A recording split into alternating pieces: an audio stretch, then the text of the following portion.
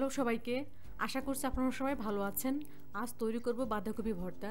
বাঁধাকপি ভাজি করে তো সবাই খেয়েছেন, কিন্তু বাঁধাকপি ভর্তা করে কি কেউ কখনো খেয়েছেন? যদি এখনও কেউ না খেয়ে থাকেন তাহলে চট জলদি বানিয়ে ফেলুন। ভিডিওটি দেখে যদি আপনাদের ভালো লেগে থাকে তাহলে প্লিজ আমার চ্যানেলটি সাবস্ক্রাইব করে পাশের বেল আইকনে ক্লিক করার। প্রথমে আমি একটি ফ্রাইং প্যান গরম দিয়ে নিয়েছি। এখন এটার ভিতরে দিয়ে দিচ্ছি আমি কোচানো বাঁধাকপিগুলো। আমি বাঁধাকপিগুলো কুচিয়ে ভালো মতো ধুয়ে নিয়েছি। আমার এখানে 5 কাপের মতো বাঁধাকপি কোচানো আছে। এগুলো এখন চুলার আঁচটা মাঝারিতে রেখে 10 মিনিট একটু ভেজে নেব। এখন দিয়ে দিলাম 1 টেবিল চামচ পরিমাণ তেল। এখন এটা নাড়াচাড়া করে ভাজতে হবে, তবে খেয়াল রাখতে হবে যেন বাঁধাকপিগুলো পুড়ে না যায়। পুড়লে কিন্তু ভর্তাটা খেতে তিতা লাগবে। এই বাঁধাকপিগুলো যখন একটু বাদামি কালার হয়ে আসবে তখন এটা আমি চুলা থেকে নামিয়ে নেব। এখন আরও 1 টেবিল চামচ পরিমাণ তেল গরম দিয়ে এর ভিতর দিয়ে দিচ্ছি আমি 2টো শুকনো মরিচ এবং 2টো কাঁচা মরিচ। মরিচটা আপনারা আপনাদের পছন্দ মতো দেবেন, কম বা বেশি।